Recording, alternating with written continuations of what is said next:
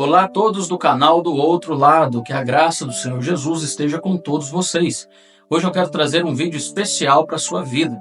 Se trata da pregação que foi feita na Assembleia de Deus do Ministério da Colheita, na cidade de Cássia, onde eu estarei pregando a mensagem Pedras Preciosas, uma mensagem poderosa que vai impactar a sua vida. Eu vou deixar na descrição desse vídeo o link do canal da Assembleia de Deus do Ministério da Colheita em Cássia. Depois você passa lá e deixa também a sua inscrição. Espero que essa mensagem possa impactar a sua vida. Logo após a vinheta, nós entraremos na mensagem. Deus abençoe a todos vocês.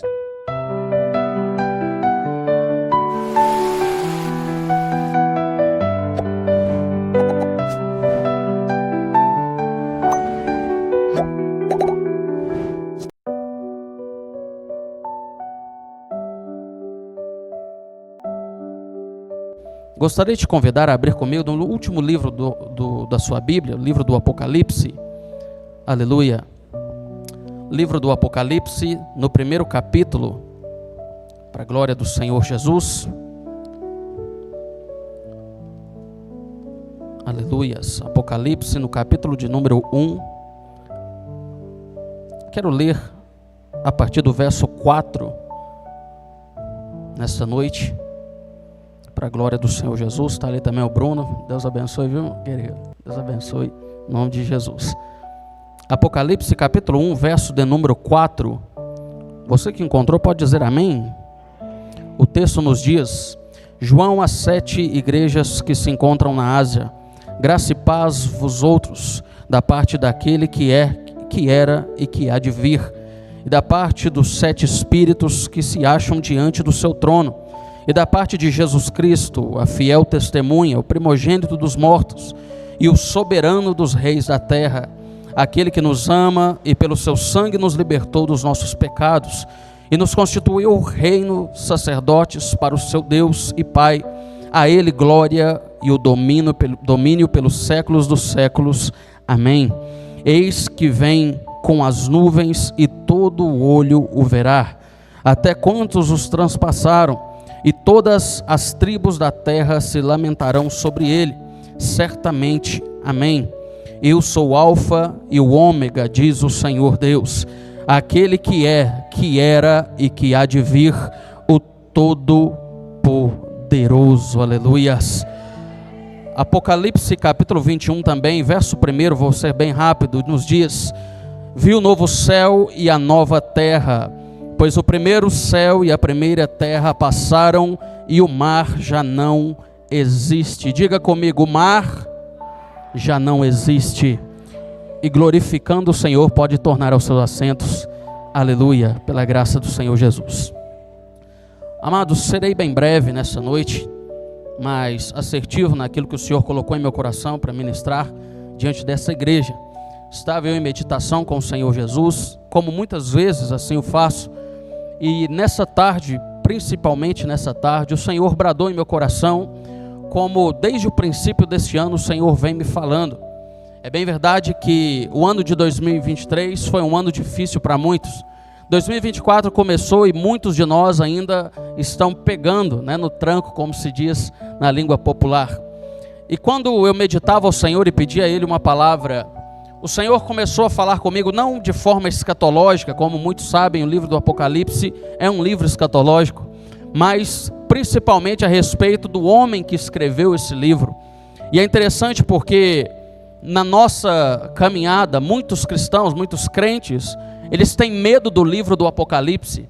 Já ouvi muitas pessoas relatarem que não leem o livro porque têm medo, pois é um livro que fala do final de todas as coisas, quando na realidade, Apocalipse na verdade é o livro que narra o começo da eternidade para a igreja. Apocalipse não é um livro para ser temido, Apocalipse é um livro para ser amado, porque enquanto os evangelhos de Jesus vão nos mostrar um Jesus de carne e osso, um Jesus que foi humilhado, espancado, um Jesus que passou por tantas dores e sofrimento. O Apocalipse não. O Apocalipse ele vai nos mostrar um Jesus que é triunfante, um Jesus que é chamado de leão da tribo de Judá. Apocalipse vai nos mostrar não um Jesus que sofreu apenas, não, mas um Jesus que além do sofrimento ele triunfou sobre todas as coisas, e agora aquele que foi humilhado é exaltado pelo próprio Deus. Aleluias. O livro então do Apocalipse, ele tem que ser um livro que aquece os nossos corações.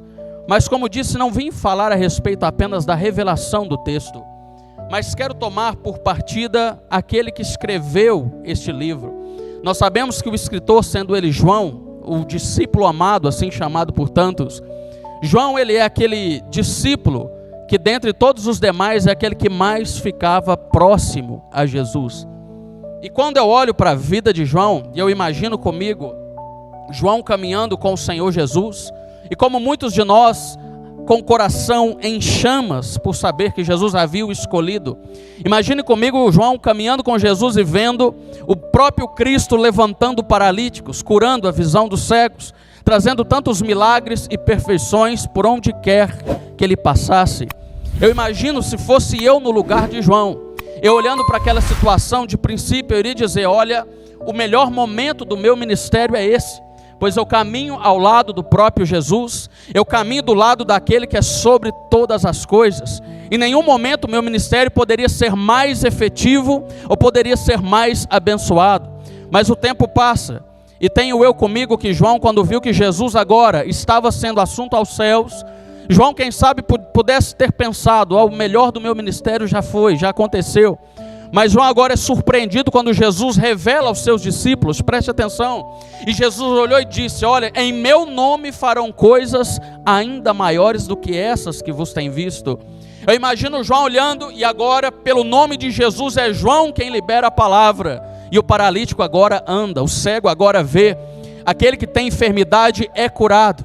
E agora sim, quem sabe, João olha para o céu e diz, eu estou vivendo o melhor momento do meu chamado, estou vivendo o melhor momento do meu ministério, até que ele chega em Atos capítulo 2, quando o Espírito Santo agora é desprendido do trono, e agora ele faz morada dentro de todos os crentes. Talvez João naquele momento agora diz, agora não tem como mais ser mais perfeito que isso. O melhor momento do meu chamado, do meu ministério, com certeza é agora, pois o próprio Espírito Santo, a presença de Deus, que um dia esteve na Arca da Aliança, agora está dentro de mim. Irmãos, como é bom lembrarmos dos melhores momentos dos nossos chamados, como é prazeroso imaginarmos os melhores momentos do nosso ministério, mas como nem tudo sempre é bom, como às vezes nem todos os dias são dias prazerosos. Agora eu fico imaginando comigo, João, aquele que formou discípulos em Éfeso, aquele que formou discípulos na igreja de Esmirna. Agora João, que havia feito tantas coisas e imaginado o melhor momento do seu chamado, o melhor momento do seu ministério, começa a receber notícias difíceis, notícias que nenhum de nós gosta de receber. Quantos de nós um dia já andaram com uma multidão, pessoas que olhavam para você e diziam, olha, juntos nós vamos apregoar o evangelho, juntos nós vamos ganhar as nações. Me lembro do meu tempo de mocidade, quando eu ainda estava ali no cântico da mocidade, e muitos jovens que sonhavam, assim como eu sonhava e sonho, olhavam para mim e diziam, Rivaldo, nós vamos nos encher com a palavra de Deus e vamos pregar para todas as pessoas. Cássia será de Jesus Cristo. Mas o tempo passa, e quantos desses já não estão conosco?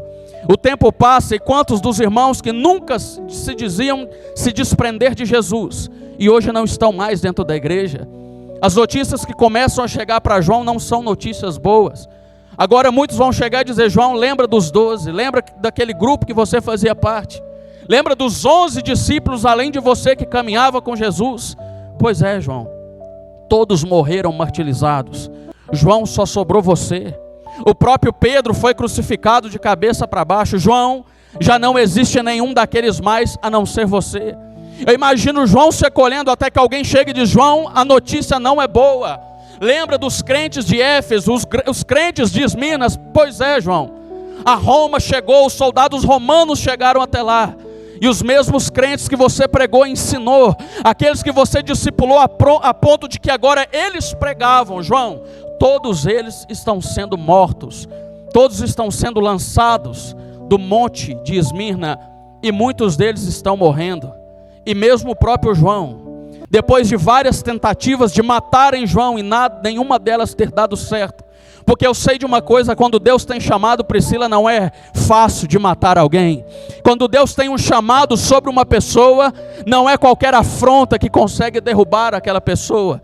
Tentaram matar João diversas vezes, e quando viram que não conseguiam fazer com que a morte prevalecesse, então olharam para João e disseram: agora tudo bem, João, se você não morre, nós te trancafiamos, se você não morre, nós te prendemos. João então agora é levado a uma prisão na ilha de Patmos. Vou começar aqui.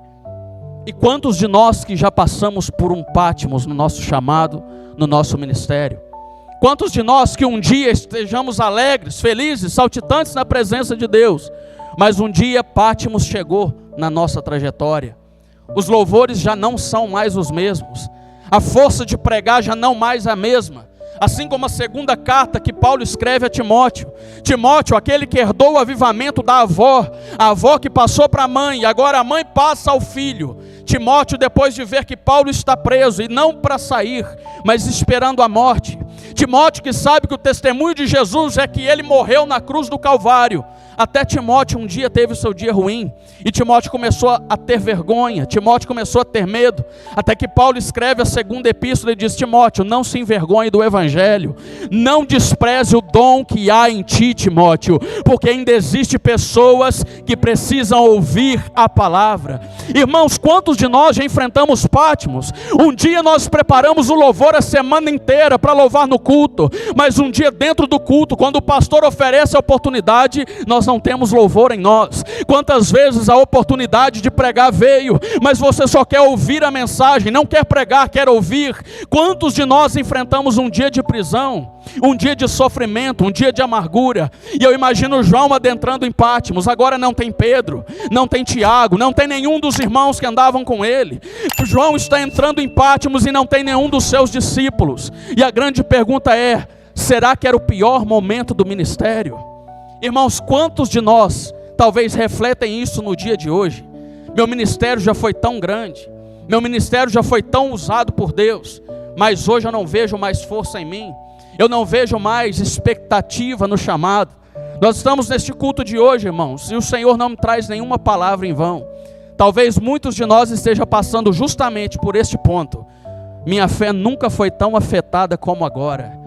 Na virada de ano, lá no culto da virada, na igreja que eu congrego, eu disse na oportunidade que me foi dada: o ano de 2023 foi um ano de cansaço para a igreja.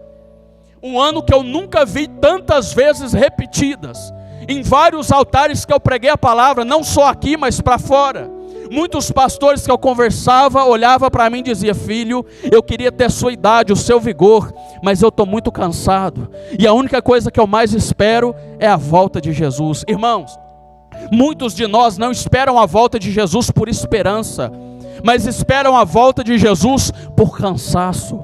Muitos de nós não querem a vinda de Jesus só para ver a face do rei, mas para poder se desgrudar de uma terra que trouxe cansaço e fadiga para a igreja. É por isso que naquela oportunidade eu estendi minha mão com a autoridade que me foi ortogada, e eu disse: Senhor, que o ano de 2024 seja um ano de recomeço para a igreja, que seja um ano que todo crente que se aperfeiçoar na obra, oh glória, para que seja um ano que todo crente que pôr a mão no arado não venha sentir cansaço, mas venha ser revigorado pela glória daquele que te chamou. Aleluia. Ei, este ano não é ano mais de fadiga. Eu vou dizer de novo: este ano de 2024 não é um ano de canseira, é um ano que Jesus convoca a igreja à sua obra. Aleluia.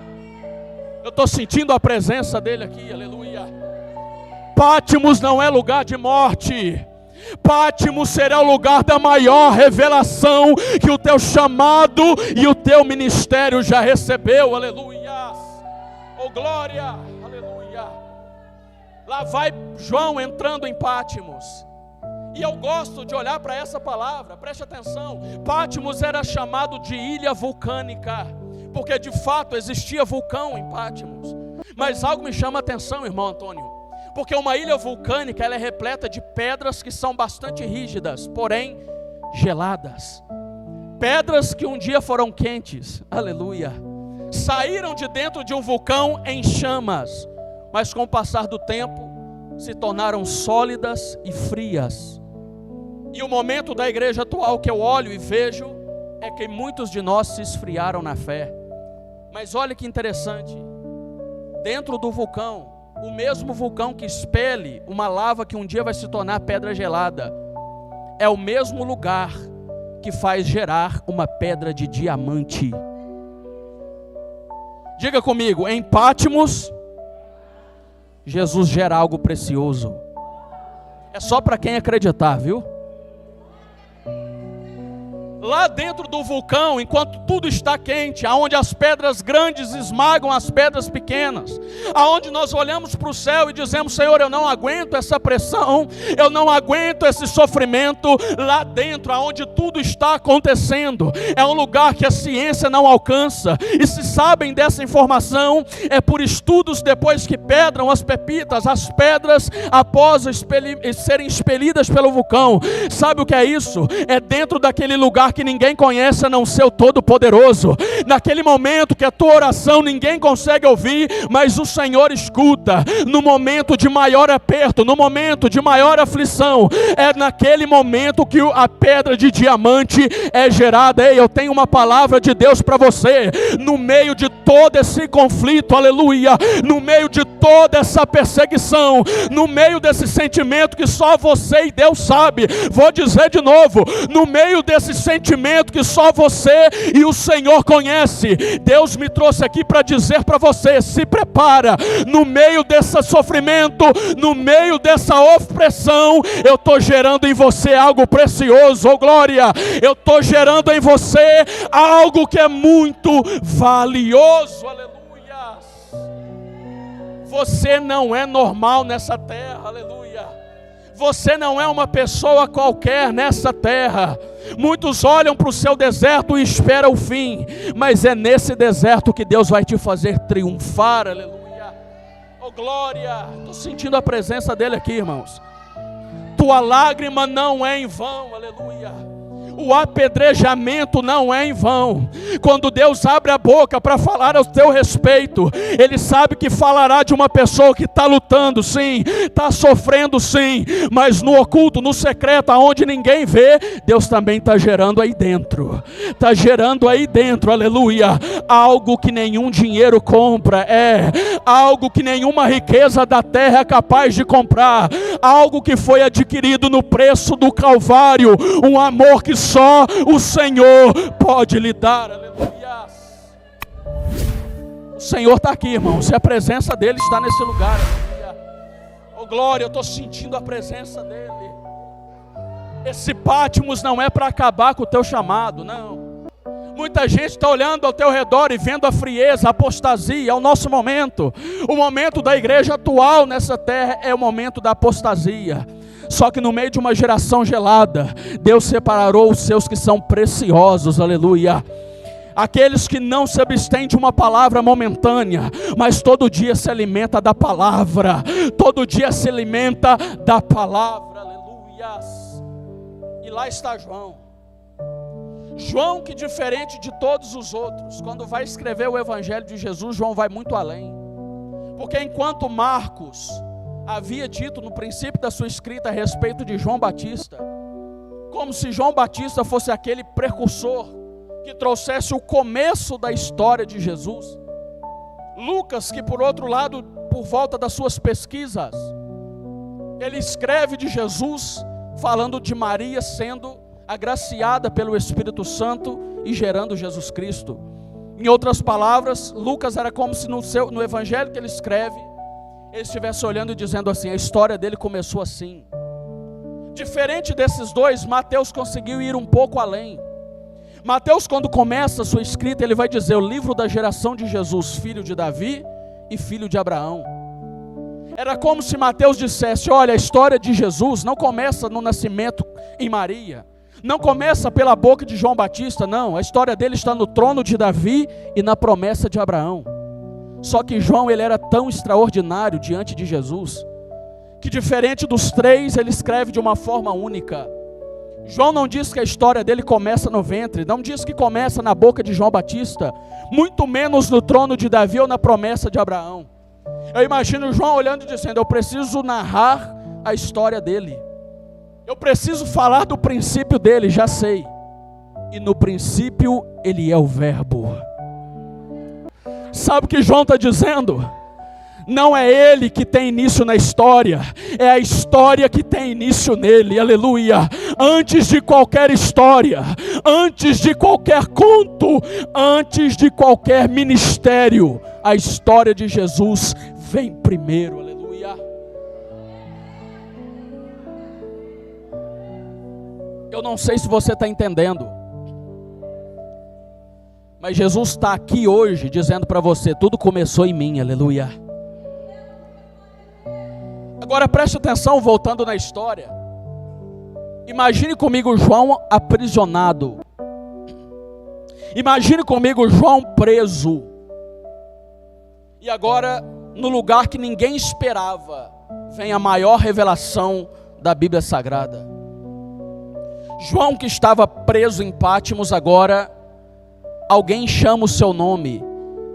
E quando João vira para ver quem era, ele vê o semblante do próprio Cristo em glória. João cai como morto no chão. E o texto vai dizer que quando João está no chão, a mão direita do Senhor toca nele.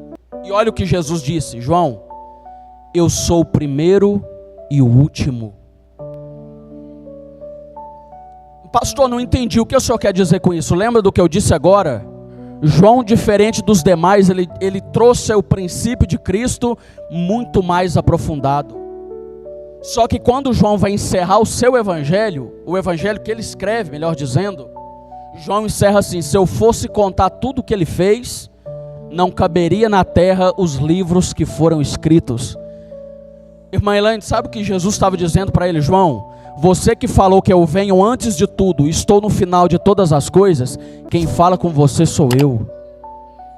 Sabe o que eu tenho para dizer para você? Ninguém consegue se comunicar com você da mesma forma que Jesus. Vou dizer de um jeito que você vai entender melhor. Quando você chora, às vezes nem o marido entende. Quando a mulher chora, às vezes nem o esposo entende o porquê.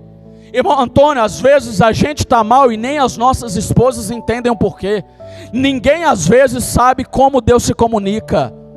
Mas mesmo que você esteja no seu cantinho, mesmo que você não seja aquele mais expressivo do culto, quando Jesus fala, Ele fala do jeito que você entende. Não se preocupem da forma que outros falam a seu respeito. Tem muita gente que vem para o culto para ver como a gente adora. Tem muita gente que vem para o culto para mais ver como o irmão sente a presença do que ele sentir a própria presença. Mas Jesus está dizendo, indiferente de como seja você, eu me comunico de uma forma que você me entende. Ei, Jesus te trouxe aqui para dizer que Ele entende o teu jeito. Ele sabe como você fala e do jeito que Ele vai falar, você também vai entender. Aleluia. E João vai continuar a sua escrita. E agora, quando nós entramos no capítulo 2 e 3 do Apocalipse, vou acelerar para dar tempo. João vai escrever as 7 cartas às 7 igrejas da Ásia Menor. Começando em Éfeso, Esmina, Pérgamo, Tiatira, Sardes, Filadélfia e a última que é Laodiceia. Em todas as cartas que Jesus escreve, por boca de João narrando para nós, Jesus vai começar a escrita dizendo: eu conheço as suas obras e sei quem tu és. Variando de tradução, às vezes a forma de estar escrito isso vai estar diferente, mas em resumo ele fala a mesma coisa para todas as 7 igrejas. Conheço quem vocês são e sei das tuas obras. E no final de cada carta, Jesus vai fazer uma promessa diferente a cada uma delas. Às vezes, quando nós estamos em Pátimos, às vezes, quando nós estamos passando por esses momentos, nós não compreendemos. Mas preste atenção, Jesus começa dizendo que conhece. E só depois que Jesus fala que conhece, ele faz uma promessa. Jesus não promete nada a ninguém que ele não conheça. Acho que ninguém entendeu, então vou dizer de novo. Sabe por que Jesus te prometeu? Porque ele sabe quem você é. Vou dizer de novo, tem gente que vem para o culto dizendo assim: eu não sou digno da promessa, eu não sou digno de viver aquilo que ele me prometeu. Só que Jesus trouxe você aqui para te dizer: se eu não te conhecesse, eu não tinha feito a promessa. E se eu fiz a promessa, é porque eu sei que tu dá conta, aleluia. Ei, no meio dessa situação, Jesus está revivendo aqui chamados, Jesus está revivendo aqui promessas. Você não veio aqui em vão, você entrou nessa igreja para receber essa palavra. 2024, não importa se você não está acreditando, mas importa que Jesus está te dizendo: eu não abandonei a causa, eu não abandonei a promessa, eu sei para quem eu prometi e eu sou fiel para cumpri-la, aleluia. O homem, quando ele promete, ele é diferente de Jesus. Quando tem campanha política, nós escutamos isso. Tem uma câmera apontada para o candidato, ele está fazendo a promessa.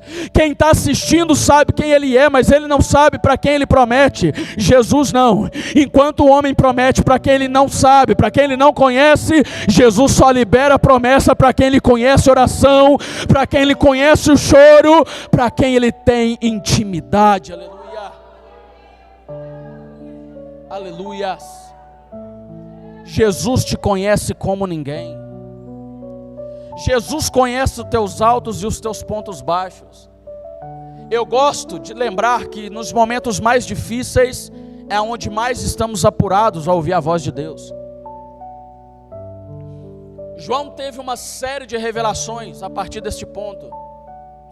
E em questões escatológicas vêm as trombetas, vêm os cálices, vêm tantas revelações. Mas como eu disse, eu não vim aqui para falar dessa parte. Partindo já mais para o final do texto, João, que agora já tinha visto a glória do próprio Jesus, que se apresentou diante dos anciãos. João, agora que já havia escrito tantas coisas, eu imagino João olhando para o céu e dizendo: Senhor, mas por que eu vim neste Patmos? Só para escrever toda a revelação futuro da igreja, que por si só já é grande. Mas e eu? E às vezes, eu não sei você, mas como cantores, como pregadores, como servos e servas de Cristo, às vezes nós entramos dentro da igreja esperando ouvir um consolo e não entregar consolo. Mas quantas vezes, irmã Elaine, eu entrei dentro da igreja querendo dobrar o meu joelho, Priscila, dizendo assim: Senhor, hoje não. E aí Jesus me tocava, eu dava uma palavra e via alguém chorando. E Deus falava comigo: filho, eu sei que tu sofre, mas tem alguém que está sofrendo mais que você. Eu imagino João olhando para aquela situação e dizendo: Senhor, eu estou vendo a glória, eu estou vendo a promessa, eu estou vendo muita coisa, mas e o meu coração que está sofrendo? Mas e eu que vi que os discípulos não estão aqui, e eu que vi que aqueles que eu ensinei lá em Esmirna, todos perderam a vida. E aí nós entramos no capítulo 21. Após o próprio Jesus revelar o trono branco no capítulo 20, após de toda a profecia se cumprir praticamente, no capítulo 21, Jesus vai dizer a João, e João vai começar a escrever esse ponto dizendo: e eu vi um novo céu e vi uma nova terra, porque o primeiro céu e a primeira terra já passaram. Só que João escreve uma coisa que é interessante, ele diz: e o mar já não existe. Se nós fôssemos entrar em questões escatológicas, que a teologia nos ensina, ficaríamos aqui só numa aula a respeito disso. Mas esquece um pouco a teoria e os ensinamentos e as formas figurativas que o texto traz.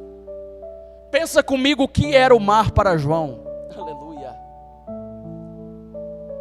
Pense comigo o que era o mar para aquele homem.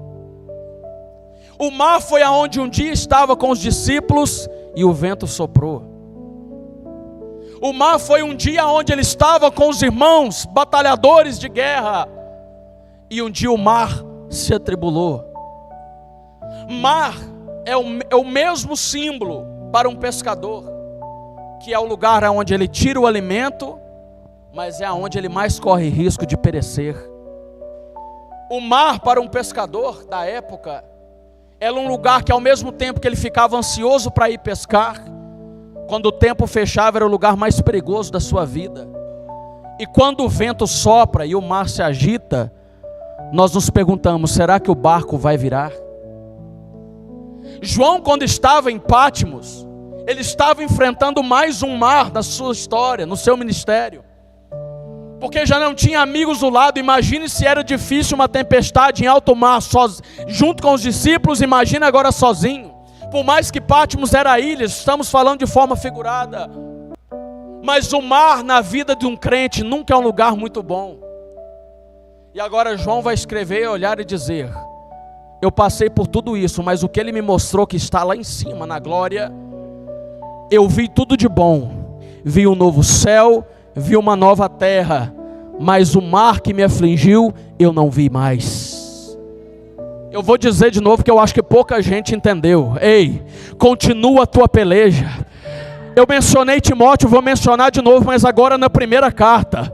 Paulo escreve para ele e diz assim, no final do primeiro capítulo: Timóteo, luta, persevera pelas profecias que um dia foram feitas sobre a tua vida. Ei, crente, ei, servo e serva de Deus, um dia o Senhor usou alguém para impor as mãos sobre você, dizer que ia te usar, dizer que ia ter chamado. Ei, persevera nessas coisas, luta o bom combate agora, porque lá no céu já não terá mais choro, lá no céu já não terá mais pranto, lá no céu existirá apenas a glória daquele que te chama, a presença daquele que é todo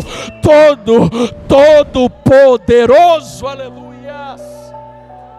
Luta, irmãos, permaneça de pé batalhando. Eu sei que por um momento pode ser doloroso, pode parecer que você não tem energia, mas dentro desse Patmos Jesus vai revelar o céu, Jesus vai revelar a palavra libertadora. Aleluia. Para encerrar, nos últimos minutos que tenho, faça como Jó. No momento mais doloroso, irmão, de Jó, já tinha acontecido tudo. Jó pega uma telha e começa a coçar suas feridas. Olha que lindo isso, irmãos. Tudo que Jó queria era ouvir Deus falar alguma coisa, porque o Deus que chama, que constrói, que fez tudo, é o Deus que falou nos primeiros capítulos de Jó e depois ficou em silêncio até o final. Você pode pegar e ler todos os capítulos e você vai ver que os amigos de Jó, quando a fala deles está acontecendo, eles já tinham falado mais que Deus no princípio do seu livro. E talvez você só esteja aí olhando para o céu e dizendo: Senhor, fala comigo. Só que, irmão Antônio, quando Jó estava ali no seu sofrimento, ele olha no horizonte, ele vê um redemoinho. Na escrita, na linguagem hebraica, é o mesmo que Jó olhar e ver uma tempestade chegando. E da tempestade a voz de Deus fala: Jó, aonde você estava quando eu estava trazendo os fundamentos de tudo nesta terra? Jó, que havia feito algumas questões, recebe mais que 5 vezes mais de perguntas de Deus e não tem resposta para nenhuma, enquanto Deus já havia respondido todas as de Jó. E às vezes nós estamos no pior momento, olhando para o céu e só vem tempestade, só vem redemoinho, e nós dizemos: Senhor, mas tem tanto jeito do Senhor falar comigo. E por que o Senhor quer falar no meio da tempestade? Se existe uma coisa que eu aprendi, irmãos, dentro da igreja, é que o melhor momento de fala de Deus é no meio da tempestade. Pastor, não entendi, por que isso? Vou encerrar aqui. Quando Jó vê um redemoinho, e eu fui na ciência, eu fui tentar estudar, aprender o que é redemoinho. Eu entendi que quando o redemoinho se forma, eu disse isso lá em casa para minha esposa um dia, quando o redemoinho se forma, significa que o ar frio se encontrou com o ar quente. E quando o ar frio e o ar quente se encontram, formam um redemoinho. Sabe o que Deus falou comigo naquele dia? Quando você está frio, quando você já não tem mais forças, Deus manda o fôlego de vida por meio da tempestade. Deus te trouxe aqui essa noite. Eu vou encerrar aqui para dizer para você que 2024 não será um ano de silêncio, não será um ano de silêncio de Deus, mas será um ano que dentro de Patmos, no meio do sofrimento, no meio da amargura, Deus vai abrir a boca para falar no meio da tempestade, e quando Ele abrir a boca, Ele vai renovar a tua força, vai renovar a tua fé, e tu vai voltar a bradar diante de todos: o Senhor é a minha força, o Senhor é a minha fortaleza. Aleluia. Com a permissão, diante da igreja, eu convido os irmãos a se colocarem de pé em nome de Jesus.